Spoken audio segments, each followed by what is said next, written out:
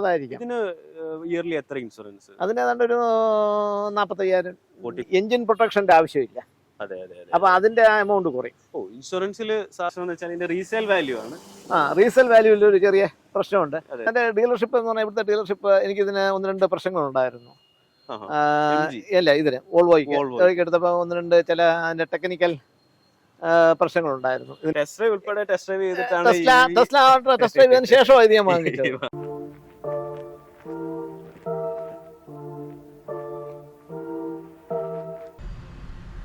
വണ്ടി വരുന്നുണ്ടെന്ന് അറിയത്തില്ല.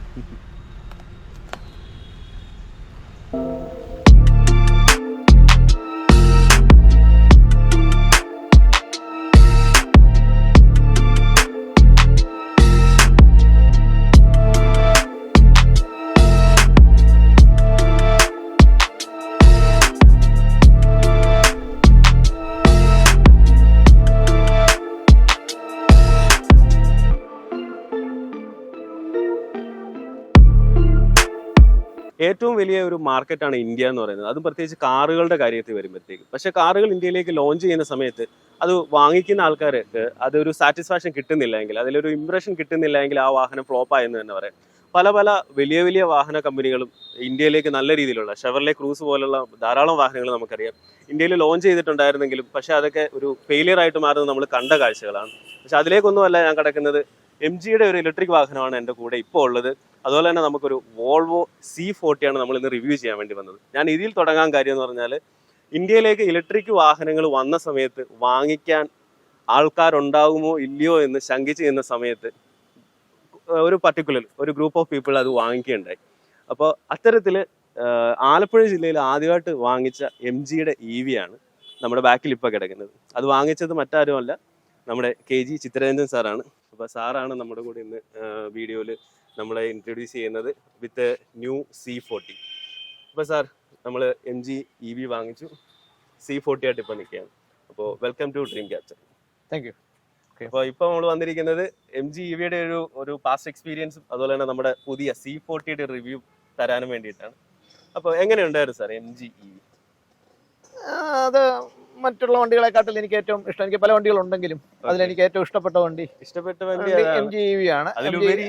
അല്ല, അതിന്റെ ഒരു പെർഫോമൻസ് കുഴപ്പമില്ല. പക്ഷെ അതിന്റെ അന്ന് ആദ്യത്തെ ഇതായതുകൊണ്ട് ബാറ്ററി ചാർജ് ഒരു 270 നിക്കത്തുള്ളായിരുന്നു. പക്ഷെ ഇപ്പൊ ഇറങ്ങുന്ന വണ്ടികളുടെ ചാർജ് കൂടിയിട്ടുണ്ടെന്നാണ് കേൾക്കുന്നത്. 500 ഇല്ലെങ്കിൽ ഒരു 400 വരെയൊക്കെ ഉണ്ട്. 400 വരെ ഉണ്ടെങ്കിൽ അത്രയെങ്കിലും വേണം നമുക്കൊരു ഡ്രൈവ് പോകാനായിട്ട്. കിലോമീറ്റർ ആയിരുന്നു ഒരു ചാർജിൽ? എനിക്ക് 270 കിലോമീറ്റർ കിട്ടും. ഇത് പറഞ്ഞത് 320 വിത്തൗട്ട് AC കിട്ടും. വിത്തൗട്ട് AC നമുക്ക് ഓടാം. ഇത്രയും കാശ് കൊടുത്ത് വണ്ടി വാങ്ങിച്ചിട്ട് അല്ല, അപ്പൊ വിത്ത് AC 270 കിലോമീറ്റർ കിട്ടും. അത് കൃത്യമായി കിട്ടുന്നുണ്ട്. ഇപ്പൊ അത് കുറച്ചൊരു കുറഞ്ഞിട്ടുണ്ട്, 3-4 കിലോമീറ്റർ വ്യത്യാസം. ഫസ്റ്റ് ഒരു ബയർ കൺസെപ്റ്റിൽ പറയുകയാണെങ്കിൽ, ഒരു EVയെ ഇന്ത്യയിലേക്ക് സ്വാഗതം ചെയ്ത കസ്റ്റമറിൽ ഒരാളാണ് താങ്കൾ. അന്ന് ഞാൻ അത്രയും റിസ്ക് ഫാക്ടർ ആണ് അതിന്റെ മെയിൻ ഒരു എലമെന്റ് എന്ന് പറയുന്നത്. അപ്പൊ അതിനെ ഇപ്പൊ എങ്ങനെ നോക്കിക്കാണുന്നു? ഒരു മണ്ടത്തരമായെന്ന് തോന്നുന്നുണ്ടോ? ഇല്ല, ഈ EVയെ പറ്റി പഠിക്കാനായിട്ട് ഇത് ആദ്യം ലോഞ്ച് ചെയ്തത് മുംബൈയില്ല. ഞാൻ EV ഞാൻ അവിടെ പോയി ഇതിന്റെ ടെസ്റ്റ് ഡ്രൈവ് എടുത്താ. മുംബൈയിൽ പോയി ടെസ്റ്റ് ഡ്രൈവ് എടുത്തിട്ടാ ഇവിടെ വന്നത് വാങ്ങിക്കുന്നത്. ഇത് ഇവിടെ ഇറങ്ങിയപ്പം ആദ്യമേ ഇവിടെ നിന്ന് വാങ്ങിച്ചു എന്നുള്ളതേ ഉള്ളൂ, അല്ലാതെ ഞാൻ അവിടെ നിന്ന് കൊണ്ടുവന്നേന്. ഓക്കെ. അപ്പൊ അതുകൊണ്ട് ഇതിനെപ്പറ്റിയായിരുന്നു നമ്മളെ ഒരു പുതിയതിനെ പറ്റി പഠിക്കുക. പിന്നെ ഒരു എക്കോ ഫ്രണ്ട്ലി ആണ് ഇത്. അതാ ഒരു മെയിൻ കാര്യം. കംപ്ലീറ്റ്ലി എക്കോ ഫ്രണ്ട്ലി അല്ല, ബാറ്ററിയുടെ കേസ് വരുമ്പോഴത്തേക്ക് ബാറ്ററി അത് സെക്കൻഡ് കേസ്. അല്ലാതെ ഇപ്പം നിലവിൽ ഇത് റൺ ചെയ്യുമ്പോൾ ഇത് എക്കോ ഫ്രണ്ട്ലി ആണ്. ഒരു എയർ പൊല്യൂഷൻ കുറയാനും കാർബൺ എമിഷൻ കുറയാനുമായിട്ടൊക്കെയുള്ള ഒരു ഇതുണ്ട്. പിന്നെ ഇപ്പോഴും പലരും ഈ EV എടുക്കാനായിട്ട് ധൈര്യപ്പെടുന്നില്ല. പിന്നെ ഇതിന്റെ റീസെയിൽ വാല്യൂ അതുകൊണ്ടായിരിക്കാം ചിലപ്പോൾ അത്രയും വരുന്നില്ല. ലോങ് റൺ അത് മാറും. ഇപ്പൊ പറയുകയാണെങ്കിൽ സാർ ഇപ്പൊ ഇത് വാങ്ങിച്ചു, അത് സാറ് റിസ്ക് എടുത്തു, അതായത് കുറെ ബയേഴ്സ് വാങ്ങിച്ചു, ഇത് സക്സസ് ആക്കി. അതായത് EV എന്ന് പറയുന്നത് ഇന്ത്യൻ മാർക്കറ്റിന് പറ്റുമെന്ന് സാറിനെ പോലുള്ള ആൾക്കാർ കാണിച്ചു കൊടുത്തു. അപ്പൊ അതുകൊണ്ടാണ് അടുത്ത EV ഞാൻ C40 ആണ് നമ്മുടെ ഇവിടെ. അതായത് കംപ്ലീറ്റ്ലി ഒരു EV പ്ലാറ്റ്ഫോമിൽ വോൾവോ ഇറക്കിയതാണ്. ഒരു ലോകം മൊത്തം EV അംഗീകരിച്ചു എന്ന് സമ്മതിക്കുന്നത് വോൾവോ ഇലക്ട്രിക്കിലോട്ട് വന്നപ്പോഴാണ്. ശരിക്കും പറഞ്ഞാൽ 2030 അവര് ഫുള്ള് അവരുടെ എല്ലാ ലൈനും ഇലക്ട്രിക് ആക്കുമെന്നാണ് അവർ അനൗൺസ് ചെയ്തിരിക്കുന്നത്. ഇപ്പോഴേ ഇത് വാങ്ങിക്കുന്നത് പല EV കമ്പയർ ചെയ്തതിന് ശേഷമാണ് ഇത് വാങ്ങിക്കുന്നത്. As being A surveyor, insurance surveyor, ഞാൻ ഒരു വണ്ടി വാങ്ങിക്കുമ്പോൾ അതൊരു ക്ലെയിം വന്നു കഴിഞ്ഞാൽ എങ്ങനെ അതിനകത്ത് നമുക്ക് വിത്തൗട്ട് ലോസ് നമുക്കിത് എങ്ങനെ ഇത് ക്ലെയിം കിട്ടും എന്നുള്ളതിനൊരു ഇതാണ്. അപ്പോൾ അതിലെനിക്ക് ഒരു 5 years കൂടുതൽ ഞാനൊരു വണ്ടി എൻ്റെ കയ്യിൽ വെച്ചേക്കാറില്ല. സാറ് കൺസൾട്ട് ചെയ്യുന്ന ആൾക്കാരാണേലും അവരോടും അത് തന്നെ ഞാൻ പറയുന്നത്. ഒരു 5 years കഴിയുമ്പോൾ നമുക്ക് എന്തെങ്കിലും ഒരു ലോസ് ഉണ്ടായാൽ അത് ഇൻഡംനിഫൈ ചെയ്യണമെന്നുണ്ടെങ്കിൽ ഒരു മുല്ലപ്പെരിയാറൊക്കെ എപ്പോ വേണമെങ്കിലും എന്തും സംഭവിക്കാം. അപ്പോൾ അതുകൊണ്ട് അതാ അതിനകത്ത് ഒരു പ്രധാന കാരണം. പിന്നെ ഈ ഡീലർഷിപ്പ് വൈസും പറയാനായിട്ടുണ്ട്. ഡീലർഷിപ്പ് വൈസ് ഒരു കോമ്പറ്റീഷൻ ഇല്ലാത്തതിന്റെ ഒരു കുഴപ്പം ഇതിന് ഉണ്ട്. ഒരു കോമ്പറ്റീഷൻ ഉണ്ടെങ്കിൽ ഇപ്പം പലതിനും ഒരു കോമ്പറ്റീഷനാണ്. ഇപ്പം മാരുതി തന്നെ പല കോമ്പറ്റീറ്റേഴ്സ് ഉള്ളതുകൊണ്ട് അതിന്റെ ഇത്രയും ഒരു ഇത് വരുന്നത്. ഇതിനൊരു കോമ്പറ്റീഷൻ ഇല്ല. എങ്ങനെയുണ്ടായിരുന്നു ഇവരുടെ ഡീലർഷിപ്പ്? കുഴപ്പമൊന്നുമില്ല, എനിക്ക് വലിയ പ്രശ്നങ്ങളൊന്നും ഇല്ലായിരുന്നു. എനിക്കായതുകൊണ്ടായിരിക്കാം, പക്ഷെ എനിക്ക് വലിയ പ്രശ്നങ്ങളൊന്നുമില്ല. പക്ഷെ പലരും ഇതിനെപ്പറ്റി അത്ര വലിയ 1,00,000 കിലോമീറ്റർ, ഒരു 92,000 കിലോമീറ്റർ കഴിഞ്ഞു. 92,000 കിലോമീറ്റർ കഴിഞ്ഞു. 1,50,000 കിലോമീറ്റർ ആണ് ഇതിന്റെ വാറന്റി പീരീഡ് എന്ന് പറയുന്നത്. എക്സ്റ്റെൻഡ് ചെയ്യാൻ ഒക്കുമെന്ന് എനിക്ക് അറിഞ്ഞുകൂടാ. 8 വർഷം ഓർ 1,50,000 കിലോമീറ്റർ. അപ്പൊ ഇതിപ്പോ അടുത്ത ഒരു വർഷം കൂടെ കഴിയുമ്പോഴത്തേക്ക് മിക്കവാറും ഒരു 1,00,000 അടുക്കും. ഓരോ 10,000 കിലോമീറ്ററിൽ നമുക്ക് സർവീസ് വേണ്ടി വരും. ഓരോ 10,000 സർവീസ് വേണ്ടി വരും. ഫസ്റ്റ് 1-2 സർവീസ് ഫ്രീ ആയിരുന്നു? ഇല്ല, സർവീസ് ഒന്നും ഫ്രീ അല്ല. എന്തിനവിടെ കയറിയാൽ വർക്ക്ഷോപ്പിൽ കയറിയാൽ നമ്മളെ അവരെ ഒന്ന് പീനലൈസ് ചെയ്യാതെ പുറത്തോട്ട് ഇറക്കത്തില്ല. അപ്പൊ നമുക്കൊരു പെനാൽറ്റി എന്തായാലും ഉണ്ടാവും അവിടെ കയറിയാൽ. അപ്പൊ അതുകൊണ്ട് പ്രത്യേകിച്ച് ഇതൊന്നുമില്ല. അപ്പം നമുക്കൊരു നേട്ടമൊന്നും ഒന്നുമില്ല. സർവീസ് വൈസ് നേട്ടമൊന്നുമില്ല. ഗ്യാസ് എഞ്ചിനും ഈ ഒരു ഇലക്ട്രിക് എഞ്ചിൻ മെയിൻ്റനൻസ് വൈസ് ഇത് കുറെ കൂടെ കംഫർട്ടബിൾ ആണ്. മെയിൻ്റനൻസ് കുറവുമാണ്. ഒരു എഞ്ചിനുള്ള വാഹനത്തെക്കാട്ടിൽ മെച്ചമാണ് ഇതിന്റെ പെർഫോമൻസും പീരിയോഡിക് സർവീസ് ചെയ്യണം. ഇല്ലെന്നുണ്ടെങ്കിൽ അവർ വാറന്റി തരത്തില്ല. ഓക്കെ, അത് നമുക്കൊന്ന് തൽക്കാലം ഒന്ന് മാറ്റി നിർത്താം. നമ്മുടെ പുതിയ വാഹനം, നമ്മൾ ഇന്ന് പരിചയപ്പെടാനായിട്ട് വന്ന പുതിയ വാഹനം C40 ആണ്. ഞാൻ ആദ്യം വിചാരിച്ചത് XC40 എടുക്കുമെന്നാണ് ആദ്യം വിചാരിച്ചത്. 5 വർഷം കഴിഞ്ഞു നമ്മൾ വാഹനം ചേഞ്ച് ചെയ്യാനായിട്ടൊരു പ്ലാനിലേക്ക് വന്നു. ഏതൊക്കെ വാഹനങ്ങളാണ് മൈൻഡിലേക്ക് വന്നത്? അതായത് IONIQ 5 ഉണ്ടായിരുന്നു, ഇതിലും വിലക്കുറവാണ് അതിന്. പിന്നെ BMW ചീപ്പസ്റ്റ് BMW എന്ന് പറഞ്ഞ ലേബൽ കിട്ടിപ്പോയതുകൊണ്ട് മാത്രം ആരും എടുക്കാതിരിക്കുന്ന iX1 ഉണ്ടായിരുന്നു. പിന്നെ ഹുണ്ടായി കോണ, അത് പിന്നെ ഇതിന്റെ കൂടെ വന്നതാണ്. അത് പിന്നെ മാർക്കറ്റിൽ ഇപ്പൊ ഇല്ല. പിന്നെ BYDയുടെ ഒരു വാഹനമുണ്ട്, സീൽ എന്ന് പറഞ്ഞിട്ടൊരു വാഹനം ഉണ്ടായിരുന്നു. പിന്നെ ഏതൊക്കെയായിരുന്നു സാറിന്റെ മൈൻഡ്? ഞാൻ ആദ്യമേ മെർസസ് ബെൻസ് ആയിരുന്നു എനിക്ക് നോക്കിയത്. അപ്പൊ അതൊന്നും ഈ 24 മോഡല് അവർക്ക് വന്നിട്ടില്ല ഇതുവരെ. അവർ അപ്ഡേറ്റ് 24 മോഡൽ വന്നിട്ടില്ല. രണ്ടാമത് BMW ഞാൻ നോക്കി, BMW-നും 24 മോഡൽ വന്നിട്ടില്ല. മോഡൽ വരാത്തത് തന്നെ അല്ല, ഇത്രയും ഒരു റേഞ്ചോ ഇത്രയും ഒരു ഫീച്ചേഴ്സോ ആ വണ്ടികളിൽ ഈ കാണാൻ പറ്റിയില്ല. അപ്പൊ ഞാൻ എല്ലാ വണ്ടിയും ഒരു ടെസ്റ്റ് ഡ്രൈവ് നോക്കിയിട്ടാ അവസാനമായത് വോൾവോ സെലക്ട് ചെയ്തത്. വോൾവോ ഞാൻ നേരത്തെ മുതലേ ഈ SC40 വന്നപ്പോൾ മുതലേ ഞാനിത് വാച്ച് ചെയ്യുന്നുണ്ടായിരുന്നു. അപ്പം ഇതിന്റെ ഫീച്ചേഴ്സ് എന്ന് പറഞ്ഞു കഴിഞ്ഞാൽ മറ്റുള്ള വണ്ടികളിൽ ഒന്നും എനിക്ക് കാണാൻ പറ്റിയില്ല. തന്നെയല്ല, ഈ ഒരു 24 മോഡൽ ഇറങ്ങിയിട്ടുമില്ലായിരുന്നു. അപ്പൊ എല്ലാം 23 മോഡലാണ് അവര് ഇൻട്രൊഡ്യൂസ് ചെയ്തേക്കുന്നത്. അതാണ് അവർ വിറ്റുകൊണ്ടിരിക്കുന്നത്. അത് തന്നെ, അത് വിൽക്കുകയോ ഇല്ലയോ എന്നുള്ളൊരു പേടിയുണ്ട് നിങ്ങളെ പോലുള്ള കസ്റ്റമേഴ്സിന്. അല്ല, അത് നമ്മളെപ്പോഴും ഈ ഒരു വാഹനം വാങ്ങിക്കുമ്പോൾ ഷുഡ് ബി വെൽ സ്റ്റഡീഡ്. അതല്ലാതെ ഇത് വാങ്ങിക്കുന്നുണ്ട് തന്നെ ചുമ്മാ ഓടിപ്പോയി നമ്മളൊരു വണ്ടി എടുക്കുക എന്നുള്ളതല്ലല്ലോ.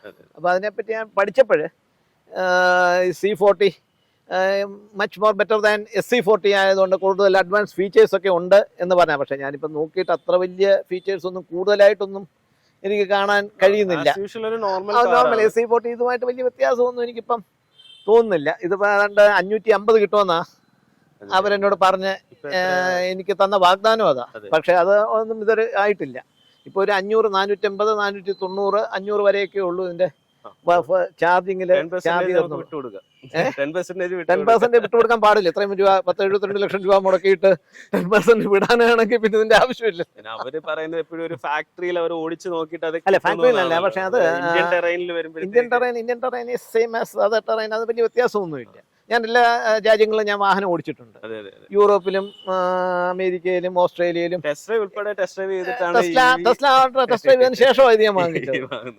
ടെസ്ല ഉണ്ടായിരുന്നെങ്കിൽ ആദ്യത്തെ ഇന്ത്യയിലെ വൺ ഓഫ് ദ കസ്റ്റമർ. എനിക്ക് അവിടെ ടെസ്ല ഉണ്ട്.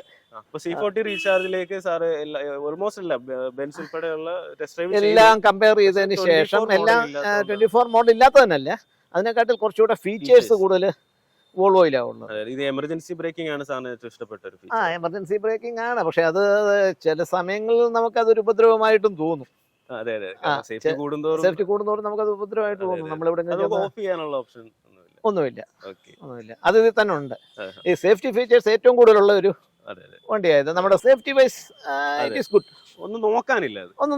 നമുക്ക് ഭയക്കാനില്ല. നമ്മൾ എവിടെങ്കിലും പോയാൽ പോലും നമ്മുടെ അശ്രദ്ധ കൊണ്ടൊരു വാഹനത്തെ പോയി ഇടിക്കുന്ന ഒരു ഇതില്ല. പിന്നെ ആരെങ്കിലും നമ്മളെ വന്ന് ഇടിച്ചാലും അത് കമ്പനിയുടെ വൈസ് നമ്മൾ സേഫാണ്. നമ്മൾ സേഫാ. ഓക്കെ, നമ്മുടെ അയോണിക് 5 ഓടിച്ചിട്ടുണ്ടായിരുന്നു. അയോണിക് 5 ഓടിച്ചിട്ടുണ്ടായിരുന്നു. അതാണ് ഏറ്റവും ഈ റേഞ്ചിൽ ഏറ്റവും കുറഞ്ഞ വാഹനം. അല്ല, കുറഞ്ഞ വാഹനം എന്നല്ല, അതിന് ഈ ഒരു കൊറിയൻ വാഹനം എന്നുള്ള ഒരു ഡ്രോബാക്ക് അതിനുണ്ട്. ഡ്രോബാക്ക് ഉണ്ട്, പക്ഷെ അവരിവിടെ തന്നെ മാനുഫാക്ചറിങ് ഉള്ളതുകൊണ്ടാവാം വില ഇച്ചിരി കുറവാണ്. പക്ഷെ അത് ഈ കോനായുടെ വേറൊരു പതിപ്പെന്നുള്ളതേ ഉള്ളൂ. പക്ഷെ കുറച്ചുകൂടെ സെലിബ്രിറ്റീസ് ഒരു നമ്മുടെ കിയയുടെ EV6 എടുക്കുന്നുണ്ട്. ഞാൻ അപ്പൊ അത് നോക്കി, അത് ഓടിച്ചു നോക്കി. അപ്പൊ അതിന്റെ വീലും ഒക്കെ നല്ല വലിയ വീലും ബാക്കിയുള്ള കാര്യങ്ങളൊക്കെ നോക്കി. പക്ഷെ എന്നിരുന്നാലും അതിനെക്കാട്ടിലും ഫാർ ബെറ്ററാ വോൾവോ. ഓടിച്ചു നോക്കിയാൽ ഞാൻ എല്ലാ വാഹനങ്ങളും ഞാൻ ഓടിച്ചു നോക്കാറുണ്ട്. അതൊരു സ്പോർട്ടി ലുക്ക് ഉണ്ടെങ്കിലും ഇത്രയും പെർഫോമൻസ് ഇല്ല. കാരണം 0 to 100 4.3 സെക്കൻഡ് ആണ് ഇതിന്റെ പറയുന്നത്.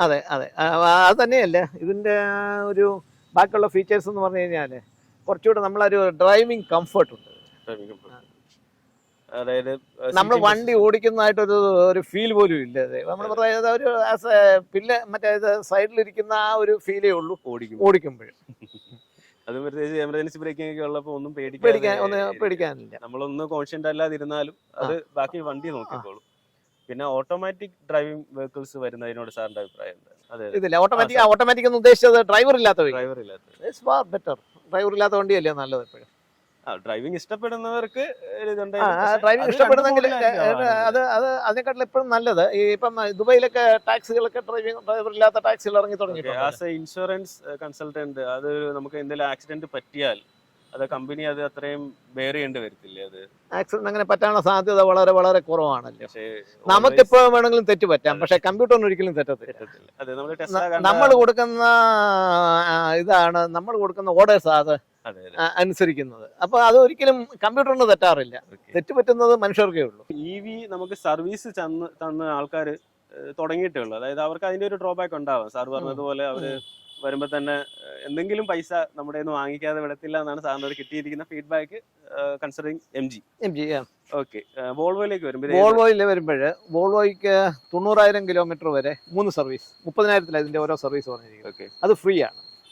30,000 കിലോമീറ്റർ ഫ്രീ സർവീസ്. 30,000 90,000 വരെ ഫ്രീ സർവീസ് ആണ്. 3 സർവീസേ ഉള്ളൂ. അത് 3ഉം ഫ്രീ ആണ്. 30. പിന്നെ അതിന്റെ ഡീലർഷിപ്പ് എന്ന് പറഞ്ഞാൽ ഇവിടുത്തെ ഡീലർഷിപ്പ് എനിക്കിതിന് 1-2 പ്രശ്നങ്ങളുണ്ടായിരുന്നു. അല്ല, ഇതിന് വോൾവോയ്ക്ക് എടുത്തപ്പോൾ 1-2 ചില അതിന്റെ ടെക്നിക്കൽ പ്രശ്നങ്ങളുണ്ടായിരുന്നു. ഇതിന്റെ ഗിയർ വീഴുന്നില്ലായിരുന്നു. ഈ വാഹനത്തിന്റെ ഗിയർ വീഴുന്നില്ലായിരുന്നു. പക്ഷെ അത് അവരുടെ ഇതിൽ തന്നെ അവരത് കൊണ്ടുപോയി അത് മോട്ടോർ സെലക്ട് ചെയ്യുന്ന ഗിയർ വീഴുന്നതെന്ന് പറഞ്ഞാൽ സെലക്ടർ അത് വീഴുന്നില്ല. അത് കറക്റ്റായിട്ട് ഡ്രൈവിലും റിവേഴ്സിലും ഒന്നും പോകുന്നില്ല. അത് ന്യൂട്രൽ മാത്രം നിൽക്കുമായിരുന്നു. അപ്പോഴത് അവരത് കൊണ്ടുപോയി അത് കറക്റ്റ് ചെയ്ത് അവരുടെ ആ സിസ്റ്റത്തിൽ അത് കറക്റ്റ് ചെയ്യാനും ബാക്കിയുള്ള കാര്യങ്ങൾ ചെയ്യാനും ഒക്കെ ടൈം എടുത്തെങ്കിലും റെക്ടിഫൈ ചെയ്തു തന്നു. ഏതായിരുന്നു നമ്മുടെ ഒരു MG ഡീലർഷിപ്പ് ഏതായിരുന്നു? അത് കോസ്റ്റ് വോൾവോയുടെ ആരാണ്? അത് Kerala Volvo. Okay, as of now പ്രത്യേകിച്ച് ഇനിയിപ്പോ സാറിന് ശരിക്കും പറഞ്ഞാൽ 5 വർഷത്തേക്ക് ഇനിയിപ്പം ഫ്രീ സർവീസ് ആണ്. 3 വർഷത്തേക്ക് അല്ല, അതോ കിലോമീറ്റർ വൈസ് അല്ലേ? Kilometre wise 90,000. അതിപ്പോ 3 വർഷത്തേക്ക് 90,000 വർഷം കൊണ്ട് EV 4 വർഷം കഴിഞ്ഞപ്പോഴത്തേക്ക് EV 90 കിലോമീറ്റർ കഴിഞ്ഞു. പക്ഷെ അതിനെക്കാട്ടി കൂടുതൽ കഴിയുന്നത്. സാറിന് ഒരു പെർഫോമൻസ് ഭയങ്കരമായിട്ട് ഇഷ്ടപ്പെട്ടുകൊണ്ട് ഇതല്ലേ കൂടുതൽ പോകാനായിട്ടുള്ള യൂസേജ് എങ്ങനെയാണ് കൂടുതൽ? ഒരു ദിവസം ഒരു 150 കിലോമീറ്റർ അങ്ങനെ ആയാലും ഹെവി റൈഡറാണ്. അതായത് ആലപ്പുഴ ടു ട്രിവാൻഡ്രം അല്ലെങ്കിൽ എറണാകുളം അല്ലെങ്കിൽ ഒരു ദിവസം 150 കിലോമീറ്റർ മിക്കവാറും ഒരു റെഗുലർ യൂസ് ഉണ്ട്. ഇത് സജസ്റ്റ് ചെയ്യോ പുതിയൊരു ബയറിന്? പുതിയൊരു ബയറിന് വർഷത്തേക്ക് നമുക്ക് സേഫ് ആണ്. അത് പറയാൻ പറ്റത്തില്ല. അത് പുതിയ ഏതെങ്കിലും മോഡൽ വരുമ്പോൾ അത് വോൾവോയായിട്ട് കമ്പയർ ചെയ്യുമ്പോൾ വോൾവോയുടെ പെർഫോമൻസ് അങ്ങനെയാണ്. വോൾവോ മാർക്കറ്റിലെ സാർ പറഞ്ഞ പോലെ പഠിച്ചിട്ടാണ് സാർ ഇത് വാങ്ങിക്കുന്നത്. അതിലും അത്രയും സ്റ്റഡി നടത്തിയിട്ടാണ്. ഇത് ഞാൻ പല പ്രാവശ്യം ഞാൻ ടെസ്റ്റ് ഡ്രൈവ് ഒക്കെ നടത്തി നോക്കിയിട്ടാണ് ഇത്. സാറിന്റെ ബാംഗ്ലൂർ ട്രാക്കിലൊക്കെ ഓടിച്ചു നോക്കിയത്? ഇല്ല ട്രാക്കിൽ ഇല്ല. അതിനൊന്നുള്ള ഒരു ആരോഗ്യസ്ഥിതി ഇല്ല എനിക്ക്. ഒബിയസ്ലി അത് നമുക്ക് യൂസേജ് മാത്രമല്ലേ ഉള്ളൂ. ശരിക്കും ഇതൊരു പെർഫോമൻസ് വാഹനമാണ്. സ്പോർട്ടി ലുക്ക് കളർ കൊണ്ട് തോന്നുന്നില്ലെങ്കിലും കളർ ഞാനിത് പറഞ്ഞ ഒരു മിലിറ്ററി കളർ ആയിക്കോട്ടെ എന്ന് കരുതിയത്. പേൽ ഗ്രീൻ ആയിക്കോട്ടെ എന്ന് കരുതിയത്. പേൽ ഗ്രീൻ എന്നാണ് എന്റെ പേര്. വേറെ ഓപ്ഷൻസ് എന്തൊക്കെ കസ്റ്റമൈസേഷൻ ഇതിന്റെ അകത്ത് എന്തൊക്കെയാണ് ചെയ്തിട്ടുണ്ടോ സാർ? എന്തെങ്കിലും പറഞ്ഞു ചെയ്യിച്ചിട്ടുണ്ടോ? ഇല്ല, ഇന്റീരിയറിലെ കളർ ചേഞ്ച് ചെയ്യാൻ സാറ് കണ്ട വാഹനം അതുപോലെ തന്നെ ഞാനത് നോക്കി വാങ്ങിച്ചു. ഓക്കെ, എത്രയായി പ്രൈസ്? ഏതാണ്ട് 72,000. നമ്മള് ഓൺലൈനിലൊക്കെ കാണുമ്പോൾ 65 എന്നൊക്കെ കാണിക്കുന്നെങ്കിൽ അത് XC40 ഓക്കെ. C40 വരുമ്പോഴത്തേക്കും 72 അതിൽ കൂടും. ഒരു 75 ബിലോ നമുക്ക് പ്രതീക്ഷിക്കാം. നമ്മുടെ MG-യുടെ എത്രയായിരുന്നു നമ്മൾ വാങ്ങിയത്? അന്ന് എനിക്ക് ഏതാണ്ട് 24 ഒക്കെ ഉണ്ടായിരുന്നു. 25 ബിലോ. ഓക്കെ, നമുക്ക് അത് പക്ഷെ കൊടുക്കാനും തോന്നുന്നില്ല. പക്ഷെ സാറിന്റെ ഒരു കൺസെപ്റ്റില് എനിക്ക് 3-4 വണ്ടി ഉള്ളതുകൊണ്ട് അപ്പൊ അതുകൊണ്ടാണ് ഇത് കൊടുക്കാൻ. ഏതൊക്കെ വാഹനമാണ് ഇന്ത്യയില് സാറ് യൂസ് ചെയ്യുന്നത്? ഇവിടെ കേരളത്തിലുള്ളത് എനിക്ക് ബെൻസ് ഉണ്ട്. ബെൻസ് ഉണ്ടായിരുന്നു. ഇപ്പൊ പിന്നെ സാർ ഒരു ഇലക്ട്രിക് വാഹനത്തിന്റെ ബയറിൽ ഒരു പൈനിയർ ആണ്. അതായത് വാഹനം വരുമ്പോ തന്നെ സാർ ഒരു കാലഘട്ടത്തിലെ ബയറാണ്. രണ്ടാമത് വാങ്ങിച്ചിരിക്കുന്നത് C40. അല്ല, ഞാൻ ആദ്യം മുതലേ ഈ വാഹനങ്ങളോട് എനിക്കൊരു താല്പര്യമുണ്ട്. ആദ്യം ഈ കോണ്ടേസ വാങ്ങിച്ചതും ഇവിടെ ഉണ്ടായിരുന്ന കോണ്ടേസയിലെ ആദ്യത്തെ കോണ്ടേസ എന്റേതായിരുന്നു. അത് കഴിഞ്ഞ് സ്റ്റാൻഡേർഡ് 20 ഉണ്ടായിരുന്നു. അത് ഞാൻ വാങ്ങിച്ചു. അത് കഴിഞ്ഞിട്ട് അതിന് വേറെ എഞ്ചിന് കയറ്റി. അപ്പൊ അങ്ങനെ പല വാഹനങ്ങളോടെ ഒരു താല്പര്യമുള്ളതുകൊണ്ടാ വാങ്ങിക്കുന്നത്. അപ്പൊ MG-യെ നമുക്ക് നമ്മുടെ ഇലക്ട്രിക് വാഹനങ്ങളെ നമ്മൾ എന്തായാലും ഇന്ത്യൻ മാർക്കറ്റ് സ്വാഗതം ചെയ്യുന്നു. ഇലക്ട്രിക് വാഹനങ്ങൾ അടുത്ത ഒരു ഇതിന്റെ ആയിരിക്കും, ഇലക്ട്രിക് വാഹനങ്ങളുടെ ആയിരിക്കും. ഓൾറെഡി സ്റ്റാർട്ട് ചെയ്തു. ഇപ്പൊ ഈ പഞ്ചൊക്കെ ആവശ്യം പോലെ ഇറങ്ങുന്നുണ്ട്. അങ്ങനെ അപ്പം പക്ഷെ ഇപ്പൊ ഉള്ളൊരു ചെറിയൊരു കുറച്ചു നാളത്തേക്ക് ഒരു പ്രശ്നം എന്ന് വെച്ചാൽ ഇതിന്റെ റീസെയിൽ വാല്യൂ ആണ്. റീസെയിൽ വാല്യൂവിൽ ഒരു ചെറിയ പ്രശ്നമുണ്ട്. പക്ഷെ അത് ഉടനെ മാറിക്കോളൂ. ഇത് ഫെമിലിയർ ആയി കഴിയുമ്പോൾ ആളുകൾ വാങ്ങിക്കാൻ തയ്യാറാവും.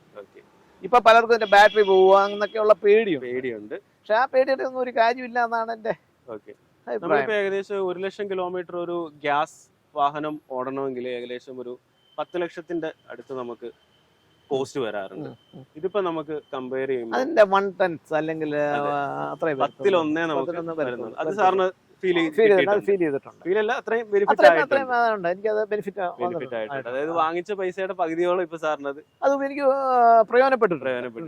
പിന്നെ അതിന്റെ ഒരു ഡ്രൈവിംഗ് കംഫർട്ട് മറ്റേ ഗ്യാസ് വണ്ടികൾ ഓടിക്കുന്നതിനെക്കാട്ടില് ഉള്ള ഒരു കംഫർട്ട് ഇലക്ട്രിക് വണ്ടികൾക്ക് കൂടുതലാണ്. സാർ അത് യാഥാർത്ഥ്യത്തെ അക്സെപ്റ്റ് ചെയ്യുന്നു. അതെ, അത് അക്സെപ്റ്റ് ചെയ്തേ പലരും പറയുന്നത് മറ്റേത് ഓടിക്കുന്ന സുഖം ഇതിനില്ല. വണ്ടി ഓടിച്ച് ശീലിച്ചിട്ടല്ലാത്ത ഈ പലർക്കും ഗിയർ വണ്ടികൾ ഓടിച്ചെങ്കിലേ പറ്റത്തുള്ളൂ എന്ന് പറയുന്നത്. അവർക്ക് വണ്ടി ഓടിച്ച് അവര് പുതിയതിനെ അക്സെപ്റ്റ് ചെയ്യാൻ മടിയുള്ളവർക്കാണ് ഈ ഓട്ടോമാറ്റിക് വണ്ടി ഓടിച്ചാൽ അതിന്റെ സുഖം മനസ്സിലാക്കിയവര് പിന്നെ ഓട്ടോമാറ്റിക് വണ്ടികളെ ഓടിക്കത്തുള്ളൂ. ഓട്ടോമാറ്റിക് നമുക്ക് ആ ഒരു ഡ്രൈവിംഗ് സ്റ്റിയറിംഗ് കംഫർട്ടിൽ നമുക്ക് കൂടുതൽ എൻജോയ് ചെയ്യാൻ പറ്റും. അല്ല, ഡ്രൈവിംഗ് കംഫർട്ട് ഏറ്റവും കൂടുതൽ ഓട്ടോമാറ്റിക് വാഹനങ്ങൾക്ക്. വേറൊരു കാര്യം കൂടെ, ഇതിപ്പോ നമുക്ക് എന്തായാലും ഇതൊരു ലക്ഷറി സെഗ്മെന്റിലേക്ക് മാറിക്കഴിഞ്ഞു. അപ്പൊ നമുക്ക് എന്തായാലും പ്രൈസ് ഈ പറഞ്ഞതുപോലെ സാറിന് സേവ് ചെയ്തു എന്ന് പറയാൻ പറ്റുമോ അതിന്റെ അകത്തില്? ഇതിൽ വരുമ്പോഴത്തേക്കും അത് പറയാൻ പറ്റത്തില്ല. ഇതൊരു നമ്മുടെ സ്റ്റാറ്റസ് സിമ്പിൾ ആണ്. നമ്മൾ ഈ ആനയെ വാങ്ങിക്കുന്ന പോലെയോ? മെയിൻ്റെനൻസും അതേപോലെ അല്ല, മെയിൻ്റെനൻസ് ഇല്ല, മെയിൻ്റെനൻസ് ഫ്രീ ആണെന്നല്ലോ. ഇപ്പം ആദ്യത്തെ 90,000 കിലോമീറ്റർ മെയിൻ്റെനൻസ് ഇല്ലല്ലോ. ഡിപ്രീസിയേഷൻ അപ്പൊ എല്ലാ വാഹനങ്ങൾക്കും ഉണ്ടല്ലോ ഡിപ്രീസിയേഷൻ, എല്ലാത്തിനും. പക്ഷെ അതിന്റെ അപ്പം നമ്മുടെ ആ ലോസ് അപ്പം വളരെ കുറവായിരിക്കും, മിനിമലായിരിക്കും. പക്ഷെ ഇതിനനുസരിച്ച് ഇതിനാകുമ്പോൾ അതിന്റെ അനുസരിച്ചുള്ള വലിപ്പം കൂടും. വാങ്ങുന്ന ആളുടെ വലുപ്പം കൂടുമ്പോ വാഹനത്തിന്റെ വലുപ്പം അതും കൂടും. ഇപ്പൊ എനിക്ക് റോൾസ് റോയ്സ് വാങ്ങിക്കാനുള്ള ആസ്തി ഇല്ലാത്തതുകൊണ്ട് അല്ലെങ്കിൽ ഞാൻ റോൾസ് റോയ്സ് വാങ്ങിച്ചു. അപ്പൊ അതില് നമുക്ക് നമ്മളെക്കാളും മുകളിൽ വേറൊരാൾ ഉണ്ടെന്നുള്ളൊരു ചിന്ത സാറിനുണ്ട്, ചിലർക്കതില്ല. ഓക്കെ, നമുക്ക് പ്രൈസ് ഫാക്ടർ വരുമ്പോഴത്തേക്ക് ഇപ്പൊ മിഡ് സൈസിൽ വാഹനങ്ങൾ വരുന്നുണ്ട്. നമുക്ക് ഇതിന്റെ ഇൻഷുറൻസ് വൈസ് നോക്കുമ്പോൾ ഓക്കെ ആണോ? നമുക്കൊരു സാധാ ഒരു ഗ്യാസ് ഇതിന് ഏകദേശം 1.5 ലക്ഷം രൂപയോളം ഇൻഷുറൻസ് വന്നിട്ടുണ്ട്. ഇൻഷുറൻസ് മാത്രം വന്നിട്ടുണ്ട്. ഒരു വർഷത്തെ ഇൻഷുറൻസ് പറഞ്ഞാൽ അപ്പോൾ ഏതാണ്ട് ഒരു ദിവസം ആ ഒരു പ്രൊപ്പോർഷനിൽ നമ്മൾ കൂട്ടുമ്പം നല്ലൊരു എമൗണ്ട് പോകുന്നുണ്ട്. ഓക്കെ, അത് ലക്ഷറി അതായിരിക്കും. ഇതിന് ഇയർലി എത്ര ഇൻഷുറൻസ്? അതിന് ഏതാണ്ട് ഒരു 45,000 ഇൻഷുറൻസ് വരുന്നുണ്ട്. ഏകദേശം നമ്മള് ഗ്യാസിന്റെ ഇതിനായിട്ട് വലിയ വ്യത്യാസം. അല്ല, ഇതിന് പിന്നെ ഈ എഞ്ചിൻ പ്രൊട്ടക്ഷന്റെ ആവശ്യമില്ല. അപ്പൊ അതിന്റെ ആ എമൗണ്ട് കുറയും. ഇൻഷുറൻസിൽ സാറ് പുലിയാണ്. അപ്പൊ സാറ് പറഞ്ഞത് എനിക്ക് പുതിയൊരു അറിവാണ്. എഞ്ചിൻ പ്രൊട്ടക്ഷന്റെ ആവശ്യമില്ല. അപ്പൊ ആ ഒരു എമൗണ്ട് കുറയും. വേറൊരു ചോദ്യം, രസകരമായിട്ടുള്ള ചോദ്യമാണ്. ഇപ്പൊ ഈ മുല്ലപ്പെരിയാർ ഡാം പൊട്ടിക്കഴിഞ്ഞാൽ നമുക്ക് ഇൻഷുറൻസ് വൈസ് എന്തെങ്കിലും കിട്ടണമല്ലോ? കിട്ടും. നാച്ചുറൽ കലാമിറ്റി നമുക്ക് കിട്ടുമല്ലോ, ക്ലെയിം കിട്ടും. വേറെ അതിന് വേറെ അഡീഷണൽ ആയിട്ടൊന്നും വേറെ ഒന്നും വേണ്ട. സാറിന്റെ ഒരു അഭിപ്രായം എന്താണ് മുല്ലപ്പെരിയാർ ഡാമിനെ പറ്റി? ഏത് സമയവും പൊട്ടാം. പൊട്ടിക്കഴിഞ്ഞാൽ ഉണ്ടാകുന്ന കാര്യങ്ങളാ. പൊട്ടിക്കഴിഞ്ഞാൽ എന്തുണ്ട് സംഭവിക്കുന്നത് നമുക്ക് ഇപ്പം പ്രെഡിക്ട് ചെയ്യാൻ പറ്റത്തില്ല. പക്ഷെ പൊട്ടാനുള്ള സാധ്യതകൾ ഏതാണ്ട് 90% പൊട്ടാനുള്ള സാധ്യതകളുണ്ട്. അത് ഡീകമ്മീഷൻ ചെയ്യേണ്ട സമയം അതിക്രമിച്ചു. അത് ഇനിയിപ്പോൾ അത് യാതൊരു കാരണവശാലും തുംഗഭദ്ര ഡാമിന്റെ ഗേറ്റ് പോയ പോലെ ഒരു ദിവസം നമുക്ക് കേൾക്കാം ഇതെല്ലാം കൂടെ പൊളിഞ്ഞ് ഇടുക്കിയിൽ ചെന്ന് നിൽക്കുന്നതായിട്ട് നമുക്ക് കാണാൻ പറ്റും. ആലപ്പുഴയുടെ അവസ്ഥ, ആലപ്പുഴയ്ക്ക് വലിയൊന്നും കുഴപ്പം വരത്തില്ല എന്നാണ് നമ്മുടെ പ്രതീക്ഷ. പ്രത്യേകിച്ച് നമ്മുടെ ഭാഗം ഇത് ഓണാട്ടുകരയാണ്. ഓണാട്ടുകര ഒരിക്കലും ഒരു പ്രകൃതിക്ഷോഭത്തിലും ഒരു നാശം ഉണ്ടായിട്ടില്ലാത്ത സ്ഥലമാണ്. 99-ലെ വെള്ളപ്പൊക്കം, 2018-ലെ വെള്ളപ്പൊക്കം, ഇതിനകത്ത് ഇതൊന്നും ഇവിടെ ബാധിച്ചില്ലല്ലോ. അതുകൊണ്ടാണ് നമ്മുടെ നാട്ടുകാർ അഹങ്കാരികളാകുന്നത്. എല്ലാ നാട്ടുകാർക്കും ഒരു അഹങ്കാര സ്വഭാവം അല്ല, പക്ഷെ നമ്മുടെ ഇവിടുത്തുകാർക്ക് കൂടുതലാണ്. അത് കട്ട് ചെയ്യാം. നമ്മള് വോൾവോ C40 അകത്താണ് ഇരിക്കുന്നത്. AC കയറുമ്പോ തന്നെ ഓണാവും. എല്ലാം നമ്മളൊന്നും ചെയ്യേണ്ട കാര്യമില്ല, എല്ലാം ഓട്ടോമാറ്റിക്കാണ്. പിന്നെ ഇതിന്റെ എന്ന് പറഞ്ഞു കഴിഞ്ഞാല് നമ്മൾ കയറുമ്പോ ഇതിന്റെ സ്റ്റാർട്ടിങ് ഒന്നുമില്ല. ഇത് ഇങ്ങോട്ട് ഡ്രൈവിലോട്ട് ഇട്ടാൽ വണ്ടി അങ്ങ് പോവുക, അത്രേ ഉള്ളൂ. പിന്നെ റിവേഴ്സ് എടുക്കണമെങ്കിൽ അത് മുമ്പോട്ട് ഇട്ട് കഴിഞ്ഞാൽ എൻജോയ് ചെയ്യുന്നുണ്ട്. അതൊരു ഡിസ്കംഫർട്ട് ആയിട്ടൊന്നും തോന്നുന്നില്ല. താക്കോലിട്ട് തിരിച്ചാലേ അതല്ലല്ലോ. നമ്മൾ ഈ ഓരോ കാലങ്ങൾ കഴിയും തോറും നമ്മള് പുതിയ ടെക്നോളജി വരുമ്പോൾ നമ്മൾ വി ഷുഡ് അക്സെപ്റ്റ് ഇറ്റ്. അതെ. പക്ഷെ ഇതിന്റെ റിവ്യൂ ഞാൻ നോക്കിയപ്പോ ഏറ്റവും കൂടുതൽ ഇത് മൂൺ റൂഫ് ആണ്, ഓപ്പൺ ചെയ്യാൻ പറ്റില്ല. പക്ഷെ ഇതിനൊരു കർട്ടൻ കൊടുത്തിട്ടില്ല. കർട്ടന്റെ ആവശ്യമില്ല. അതിന് ചൂട് അടിക്കാറില്ല. സാർ ലോങ് പോകുമ്പോൾ വന്നിട്ടില്ല. ഓക്കെ, കംഫർട്ടബിൾ ആണ്. അതെ, ഇത് രണ്ടും എല്ലാം ഇലക്ട്രിക്കലി അഡ്ജസ്റ്റബിൾ ആണ്. സീറ്റ് എല്ലാം ഇലക്ട്രിക്കലി അഡ്ജസ്റ്റബിൾ. പിന്നെ ബാക്ക് സീറ്റിൽ പിന്നെ ആരും അങ്ങനെ യൂസ് ചെയ്യാറില്ലെന്ന് തോന്നുന്നു. സാർ എപ്പോഴും ഡ്രൈവിംഗ് അല്ലെങ്കിൽ ഡ്രൈവർ ഉണ്ടെങ്കിൽ ഡ്രൈവർ വണ്ടി ഓടിക്കും. ഡ്രൈവർ ഉണ്ടെങ്കിൽ ഞാനായിരിക്കും മിക്കവാറും വണ്ടി ഓടിക്കും. അതെ, മമ്മൂട്ടിയുടെ സ്റ്റൈലാണ്. ഓക്കെ, വേറെ എന്താണ് ഇത് അകത്ത് വേറെ ഇഷ്ടപ്പെട്ട വേറെ എന്തെങ്കിലും ഒരു എലമെന്റ് പറയാം? ഇഷ്ടപ്പെടാനൊന്നും ഇല്ല, എല്ലാം ഇതിനകത്ത് ഇഷ്ടപ്പെടാൻ. അല്ലാതെ പ്രത്യേകിച്ച് അതിനകത്തൊരു ഇഷ്ടപ്പെടാൻ തക്ക കാര്യങ്ങളൊന്നും പ്രത്യേകിച്ച് അങ്ങനെ പറയാനില്ല.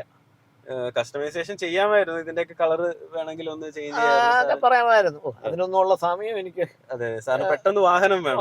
വാഹനം എടുക്കണമെന്ന് തോന്നിയപ്പോ അങ്ങ് എടുക്കാന്നുള്ളത്. ഏതാണോ പെട്ടെന്ന് കിട്ടുന്നത് അത് എടുക്കാന്നുള്ളത്. ഇത് ഒരു വേരിയന്റ് വരുന്നുള്ളൂ.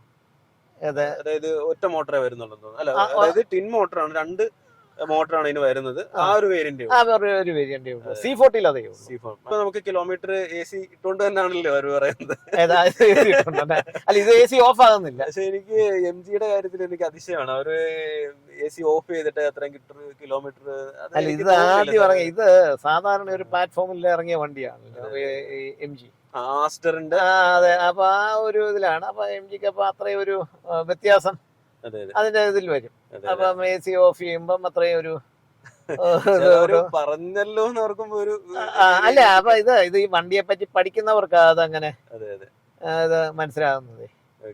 അപ്പൊ ഇതിന്റെ സേഫ്റ്റി, ഇതിന്റെ സാറ് അതിന്റെ റിവ്യൂ തന്നപ്പോ എനിക്ക് ഓർമ്മയുണ്ട്. അതിന്റെ ബ്രേക്കിംഗ് എഫിഷ്യൻസി ഇപ്പോഴും അത് എഞ്ചിൻ ബ്രേക്ക് ഇല്ലാത്തതിന്റെ ഒരു ഡിസ്കംഫർട്ട് ഉണ്ട്. പക്ഷെ ഇതിനാ കുഴപ്പമില്ല.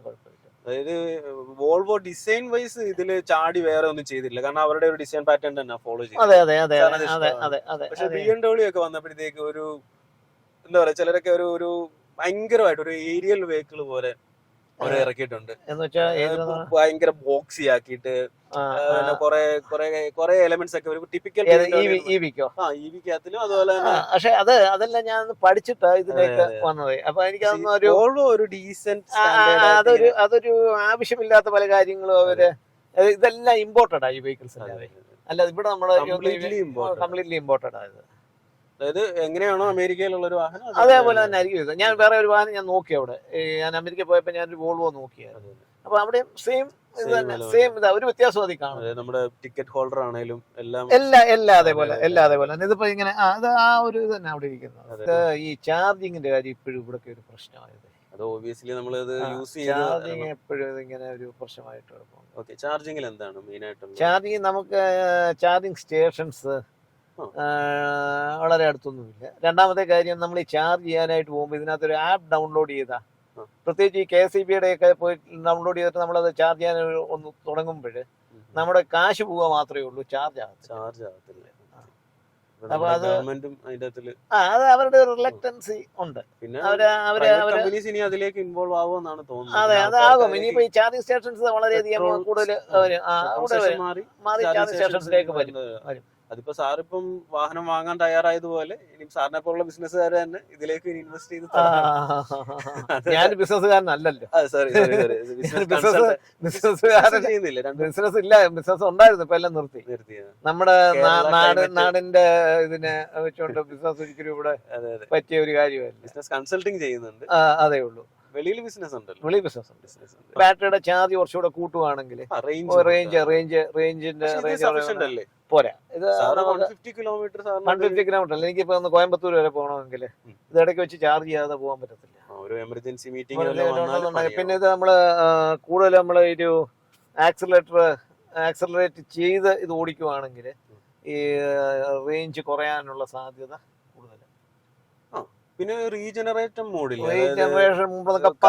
പറയുന്നതേ ഉള്ളൂ, പക്ഷെ അതൊന്നും അത്ര വലിയ എഫക്റ്റീവ് ആയിട്ട് ഞാൻ എപ്പോഴും അങ്ങനെ ഓടിക്കുന്ന വണ്ടി.